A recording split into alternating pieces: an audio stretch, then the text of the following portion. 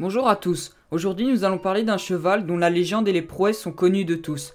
C'est un vaste étalon fougueux, rapide, plus fort et plus sage que tous les autres chevaux. Il s'agit de Sleipnir, la monture d'Odin. Sleipnir est un cheval à 8 pattes qui servait comme monture de plusieurs dieux nordiques, mais plus particulièrement d'Odin. La première fois qu'il fut mentionné, c'était dans l'Edda de Snorri. L'origine de Sleipnir est assez particulière car la légende raconte qu'au début il y avait un étalon magique du nom de Svadilfari. Il appartenait à un géant maître bâtisseur. Un jour, le géant décida de se rendre à Asgard sur le dos de Svadilfari. Pendant ce temps, les As prévoyaient d'ériger un mur tout autour d'Asgard pour défendre leur monde. Un jour, le maître bâtisseur vint trouver les dieux et leur propose de construire un fort assez solide pour les protéger de leurs ennemis jurés, les Jotun.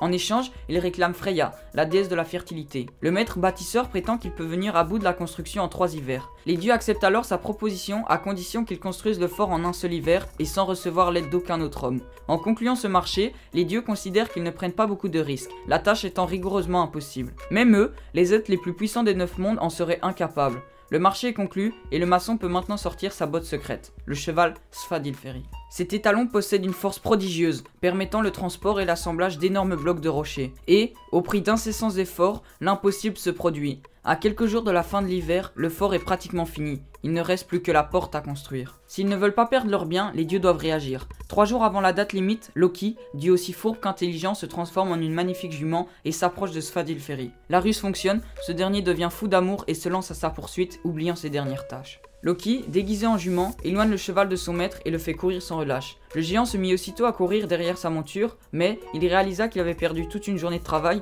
et ne put achever la construction du mur à temps. Fou de rage par cette ruse indigne, il dévoile enfin sa vraie nature. Il est en réalité un Jotun qui voulait, au prix de ses efforts, s'emparer de la lune, du soleil et de la déesse de la fertilité. Thor, le dieu du tonnerre, est appelé à la rescousse pour mettre un terme à cette mascarade. Grâce à son marteau Mjolnir, il fend le crâne du géant. Fin de l'histoire. Les dieux sont heureux, ils viennent de gagner une forteresse impénétrable pour Asgard sans débourser le moindre centime. Quel rapport entre cette histoire et Sleipnir, me direz-vous? Eh bien, à force d'exciter les talons Svadilfari, Loki, déguisé en jument, est victime de son propre piège. Il ne peut échapper longtemps au désir du cheval. Ils finirent donc par s'accoupler et met au monde quelques temps plus tard un cheval à 8 jambes, Sleipnir. C'est ainsi que Sleipnir vit le jour et devint très vite le cheval le plus rapide et le plus admiré des dieux et des hommes.